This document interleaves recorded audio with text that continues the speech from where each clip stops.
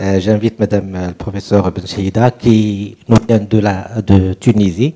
Madame Bencheida, il est professeur de pédiatrie. Il est spécialiste dans les maladies héréditaires du métabolisme. Il travaille dans le centre de la RABTA avec notre ami le professeur Tebib qui était le pionnier des maladies héréditaires du métabolisme. Il va nous parler aujourd'hui d'une thématique aussi, une maladie de surcharge lysosomale qui est la maladie de Gaucher. Mais la maladie de Gaucher dont il s'inspire, donc les formes 1, 2, 3, on va voir comment on va faire le diagnostic et comment on va aborder le traitement pour surtout le type 1 où il existe un traitement enzymatique substitutif. À vous la parole, Madame la professeure Bencheida. Merci beaucoup. C'est vraiment un plaisir de se retrouver parmi nos amis marocains et je remercie les laboratoires Sanofi de m'avoir offert cette opportunité de parler d'une maladie traitable et pour laquelle il y a des messages à passer par rapport au diagnostic précoce en vue de traiter ces malades puisqu'il existe un traitement et un traitement efficace et qui est pris en charge actuellement au Maroc. Donc, je travaille dans un service de référence des maladies métaboliques héréditaires et j'ai eu la chance d'avoir côtoyé mes maîtres qui ont participé aux essais cliniques pour développer l'enzymothérapie pour la maladie de Gaucher. Il y avait 6 essais thérapeutiques auxquels notre service avait participé. Alors, voilà mes conflits d'intérêts. Et voilà le plan que je vais aborder. Donc, je commencerai par vous poser une question. Qu'est-ce que vous voyez sur ce fond d'écran? Une question pour un champion. Pardon? Une montagne de neige? Non. Un papier? Oui, un papier froissé, tout à fait. Et c'est vraiment ça, l'aspect typique du cytoplasme de la cellule de Gaucher que vous voyez là. Le cytoplasme de la cellule de Gaucher ressemble à ce papier froissé. Pourquoi? Parce que cette cellule est engorgée de glycosylcéramide qui est le substrat accumulé dans la maladie de Gaucher et les lysosomes sont tellement engorgés que la cellule va grandir de taille et le noyau sera excentré. Donc il est facile de mettre en évidence cette cellule qui permet de s'orienter vers une maladie de Gaucher, mais il faut savoir qu'elle n'est pas spécifique. Donc on peut la trouver dans d'autres maladies. Et cette cellule a été décrite pour la première fois à la fin du 19e siècle par le docteur Gaucher, auquel donc on a attribué le nom de cette maladie. C'était un interne quand il a découvert cette cellule chez une femme de 38 ans qui avait une hypertrophie de la rate sans leucémie, sans hémopathie. Et donc, il a trouvé cette cellule et il a appelé ça un épithélium de la rate. Et il s'est avéré après qu'il s'agit d'une maladie lysosomale. C'est la maladie la plus fréquente. Elle est particulièrement fréquente parmi les Juifs. En Tunisie, on a une prévalence qui approche celle dans le monde. C'est la première aussi maladie lysosomale à avoir bénéficié d'une enzymothérapie spécifique qui est efficace et elle est due à un déficit d'une enzyme qui est la bêta-glucocérébrosidase ou la bêta-glucosidase. Cette enzyme, elle est codée par un gène, le gène GBA, qui se trouve sur le premier chromosome. Donc vous voyez, c'est une maladie qui est un peu sur le premier marche du podium. C'est une maladie à transmission autosomique récessive. Elle est secondaire au déficit de cette enzyme, mais il peut s'agir rarement d'un déficit de l'activateur de cette enzyme. Donc, en ce qui concerne la physiopathologie, donc vous voyez là le déficit enzymatique, il empêche le catabolisme du substrat, le glycosylcéramide, en glucose et en céramide, et donc ce substrat va s'accumuler au niveau des phagocytes en donnant la fameuse cellule de Gaucher. Et ces phagocytes vont se différencier en ostéoblastes, ostéoclastes au niveau de l'os, en macrophages au niveau de la moelle et des poumons, et au niveau de la rate aussi, et en cellules de Kupfer au niveau du foie, ce qui explique cette atteinte multisystémique au niveau de la maladie de Gaucher. Et les cellules de Gaucher hypergorgées de sphingolipides et de glycosylcéramide vont s'emballer et vont s'hyperactiver pour sécréter des cytokines pro-inflammatoires. Donc ces phénomènes pro-inflammatoires avec un stress oxydatif, etc., seront à l'origine de plusieurs dysrégulations immunitaires. Donc, qu'en est-il du diagnostic de la maladie de Gaucher? Et là, j'insiste pour dire que la maladie de Gaucher peut être évoquée à n'importe quel âge, de la période néonatale, voire même en anténatale, jusqu'à l'âge adulte. Et elle est diagnostiquée dans 66% des cas à l'âge pédiatrique. Donc, c'est de votre rôle de faire un diagnostic précoce de la maladie de Gaucher. Alors, les signes, on oppose grossièrement des signes neurologiques et des signes non neurologiques. Et vous remarquez qu'il y a un certain parallélisme entre l'âge et les signes. Et donc vous voyez là que les signes neurologiques, surtout l'atteinte du tronc, c'est-à-dire à type de troubles de la déglutition, des troubles de la succion, une hyperextension du cou avec à l'extrême un opistotonose, des trismus, des apnées centrales, peuvent se voir à la période néonatale, mais peuvent aussi se voir un peu plus tard.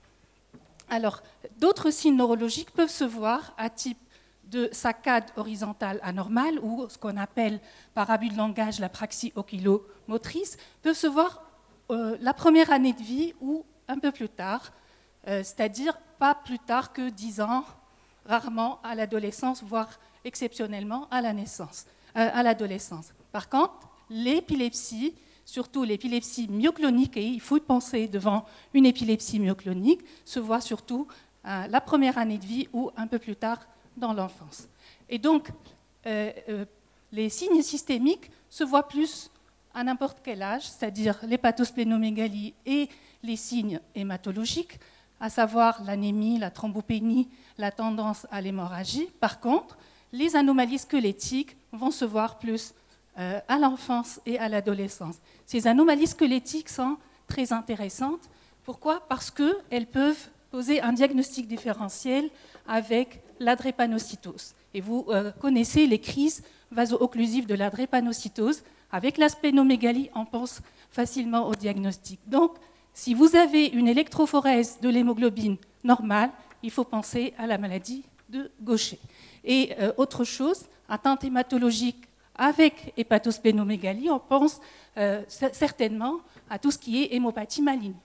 Mais vous allez faire vos investigations et vous allez écarter ces diagnostics et penser à la maladie de Gaucher. Donc, les crises vaso-occlusives, elles peuvent être très, très douloureuses et résistantes aussi au traitement symptomatique.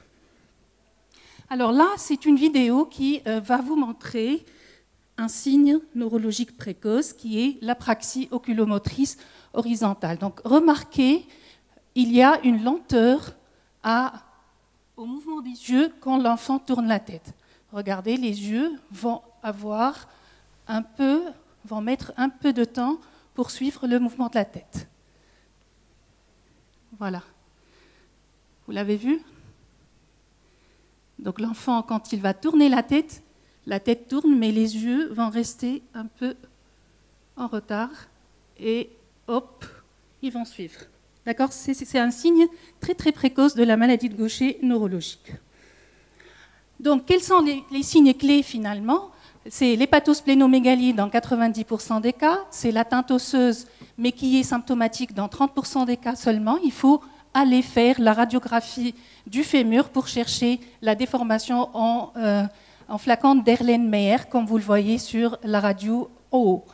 Et il y a aussi l'atteinte hématologique, l'anémie, thrombopénie, mais aussi une hypergamma mono ou polyclonale sans signification pathologique qui se voit dans la moitié des cas. L'hyperféritinémie est presque constante et les signes neurologiques, on a vu les saccades horizontales, mais il y a aussi l'épilepsie myoclonique et les anomalies du développement et il y a des encéphalopathies progressives avec une régression du développement neurologique. Il y a aussi le fait d'avoir un ancêtre juif.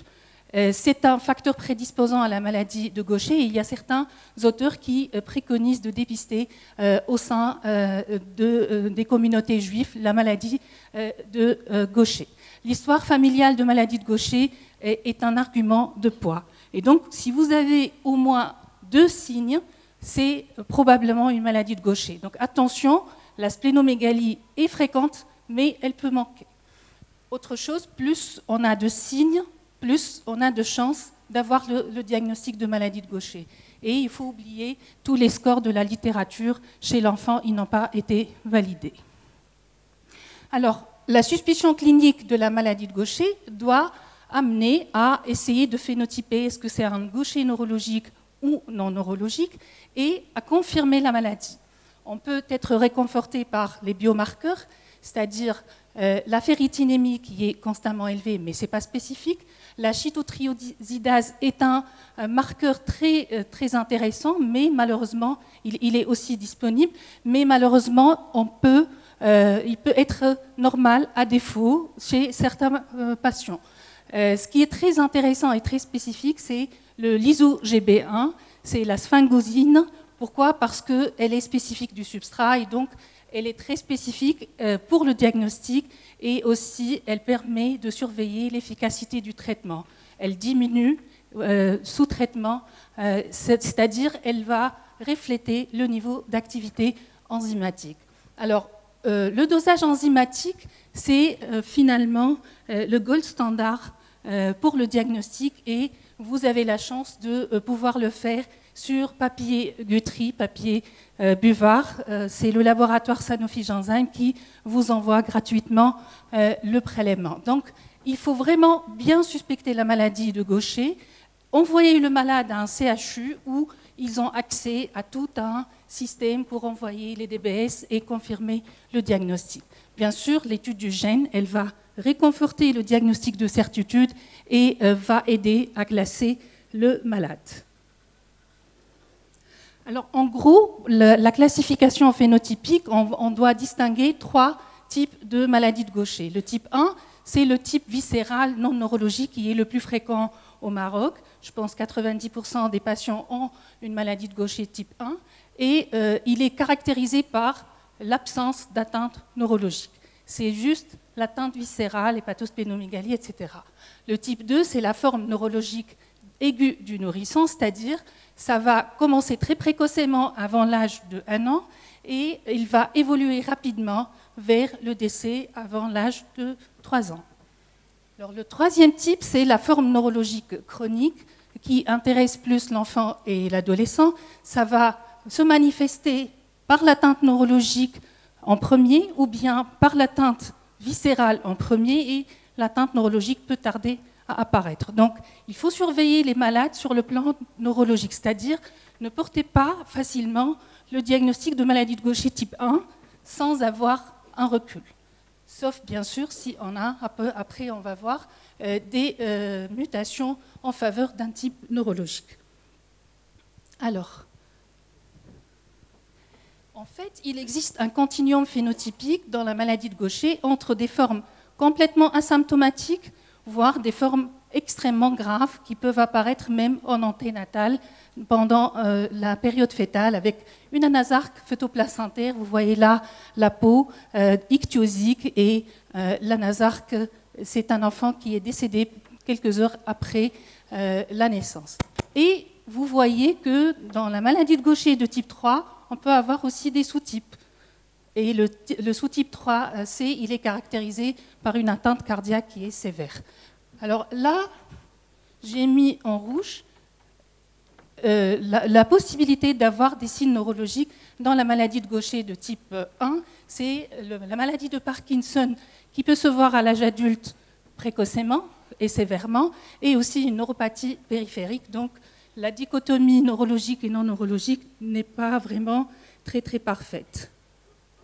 Alors pour le génotype, il faut le faire. Pourquoi? Parce que ça permet de départager entre le type 1 et le type 3. Donc vous voyez que le fait d'avoir la mutation N370S, elle est protectrice, c'est-à-dire neuroprotectrice, c'est-à-dire que probablement il n'y aura pas d'atteinte neurologique. Et donc on peut être formel, c'est un Gaucher de type 1 quand c'est homozygote. Par contre, quand vous avez l'allèle L444P et REC-NSIL, là, vous êtes presque sûr qu'il y aura une atteinte neurologique. Donc, ça permet de départager le type 1 du type 2 et du type 3. Et la mutation D409L, elle est associée à une atteinte cardiaque et une hydrocéphalie, donc un pronostic très très fâcheux. Alors, là, c'est les données du registre tunisien. Donc, nous avons un peu plus que vous la maladie de Gaucher type 3 et la maladie de Gaucher de type 2, de même qu'un peu plus de la littérature. Et ça rejoint un peu les données de l'Égypte et de l'Arabie saoudite. Qu'en est-il du traitement? Alors, on a vu que c'est une maladie qui est traitable, et donc on a pour but de guérir les symptômes, on a pour but de prévenir et détecter et traiter les complications, c'est-à-dire les complications osseuses, hépatiques, pulmonaires, les pathologies malignes et les comorbidités, notamment la maladie de Parkinson et le parkinsonisme. Il faut préserver une qualité de vie, une participation sociale et une activité physique optimale. Il ne faut pas s'arrêter à traiter seulement. Alors, quelles sont les approches? On a vu tout à l'heure qu'on peut s'attaquer aux gènes par la thérapie génique, mais ça reste du domaine de la recherche. On peut s'attaquer au déficit enzymatique par la greffe de moelle osseuse, mais aussi par l'enzymothérapie substitutive et les molécules chaperones, ou à réduire les substrats et bien sûr le traitement symptomatique et le traitement des complications. Alors, le mode d'action de l'enzymothérapie, c'est en fait d'empêcher l'accumulation du glycosylcéramide en restituant l'activité enzymatique, et donc on va réduire l'infiltration de la teinte systémique par les phagocytes. Et les réducteurs de substrat vont inhiber la synthèse du glycosylcéramide, c'est-à-dire le substrat accumulé dans la maladie de Gaucher, et donc on peut aussi réduire cette atteinte systémique. L'enzymothérapie substitutive a été développée depuis l'année 1991 et c'était l'alglucérase, la sérédase, qui était la première enzymothérapie à être développée et dérivée du placenta humain. Après, il y a eu l'imiglucérase, le cérésime, dont vous disposez actuellement au Maroc, qui est dérivé de cellules ovariennes de hamster, puis en 2010, la vélaglucérase, le Vépriv, qui est dérivé de fibroblastes humains. Ces deux enzymothérapies sont disponibles actuellement en France et en Europe, et celle-là, elle n'est commercialisée qu'aux États-Unis d'Amérique. Et donc, qu'en est-il des indications? En fait, l'enzymothérapie est indiquée chez tous les malades gauchers de type 1 et type 3 symptomatiques. L'imiglucérase, le cérésime, il a la même pour les deux types. Et la vélaglucérase n'a d'indication que dans le type 3 seulement. La dose, elle est de 60 unités kg toutes les 2 semaines, donc c'est un traitement intraveineux à vie. C'est vrai qu'il a un coût élevé, mais ce coût-là mérite vraiment d'être dépensé pour la santé des patients et la qualité de vie, puisque l'efficacité a été établie sur les manifestations systémiques à travers les essais thérapeutiques, mais aussi de façon rétrospective par les registres internationaux. En fait, l'hépatosplénomégalie va régresser, la teinte hématologique va s'améliorer en quelques mois et la teinte osseuse va s'améliorer avec diminution des crises osseuses notamment et augmentation de la densité minérale osseuse. La survie dans la maladie de Gaucher grâce à l'enzymothérapie a été augmentée de 76% à 20 ans et de 92% à 5 ans, alors qu'il décédait rapidement avant l'âge de 30 ans. Les anticorps qui risquent d'être générés sous enzymothérapie sont heureusement très très peu fréquents et ne sont pas neutralisants, c'est-à-dire ils ne diminuent pas l'activité de l'enzyme.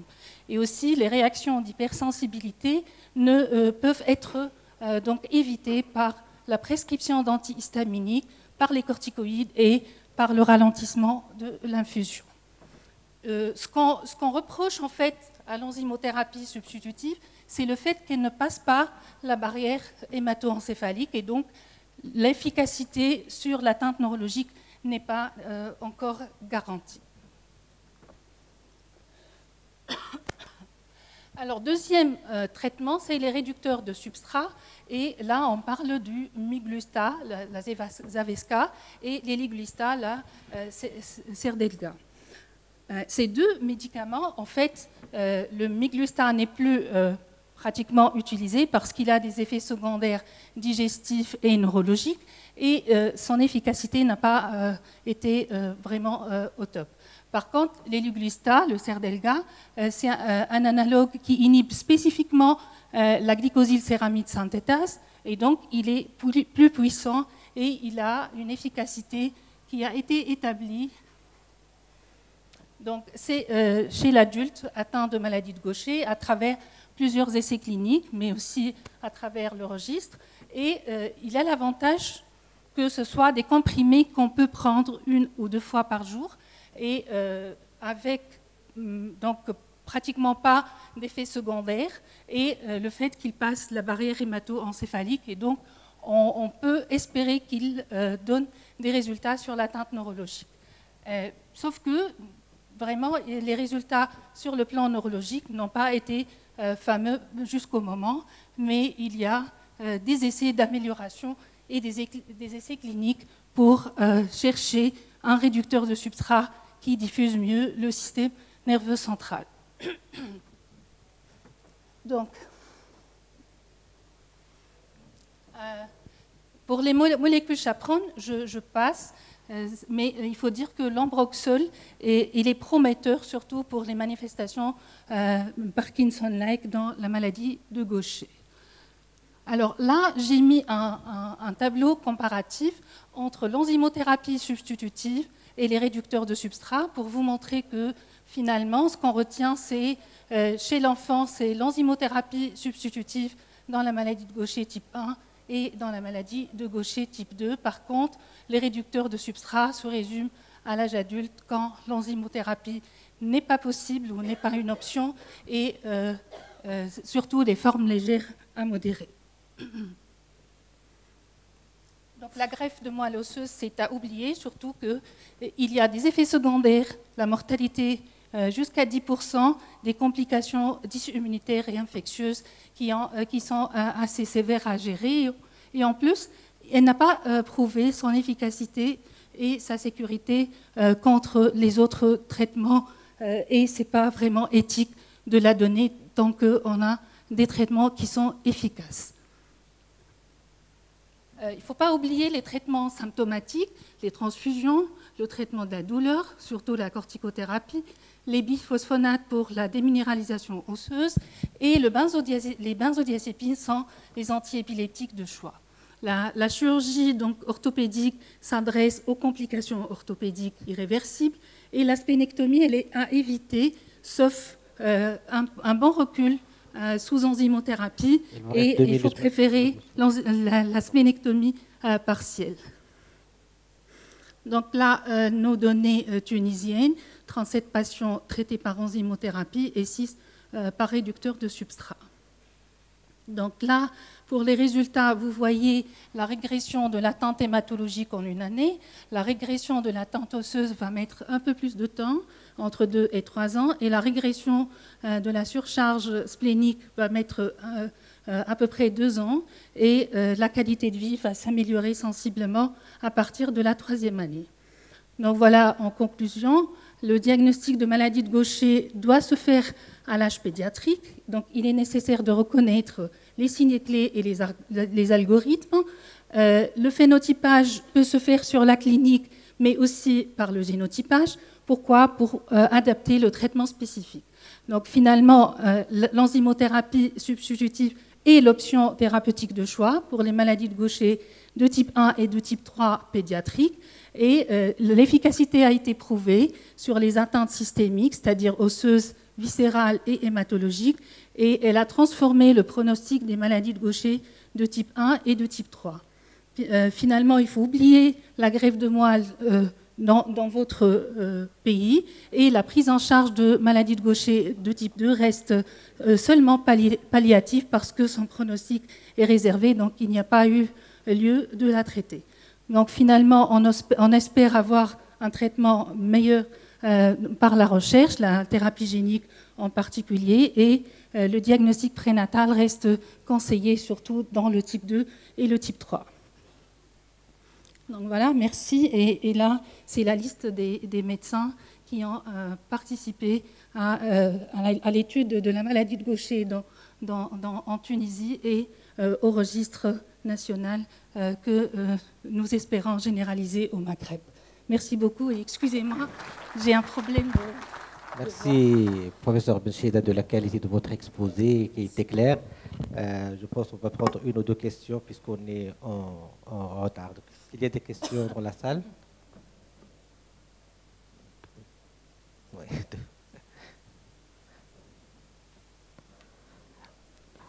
Donc, je pense pour le traitement, vous traitez seulement le type 1, donc le type 2, donc on ne traite pas le type 2 ou bien quand même vous... Le type 2, on ne le traite pas. Ah, par contre, on traite le type 1 et le type 3, les deux.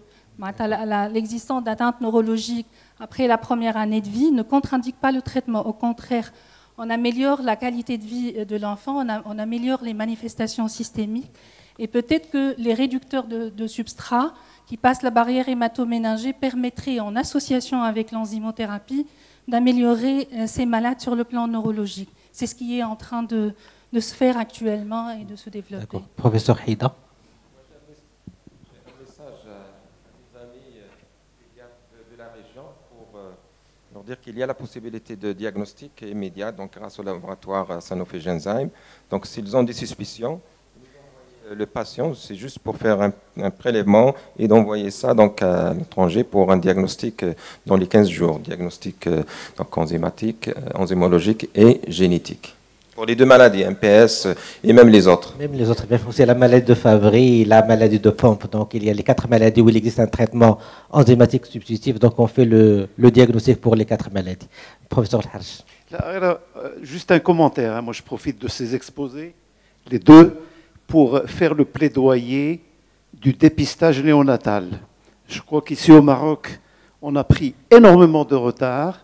Il y a d'autres maladies qui sont traitables elles aussi, qui sont rares certes, mais qui nécessitent d'être reconnues très tôt. Je voudrais sensibiliser peut-être les associations, les groupements de société de pédiatrie pour essayer de faire du lobbying pour qu'enfin on puisse établir un dépistage néonatal au Maroc, comme ça se fait dans plusieurs pays à travers le monde.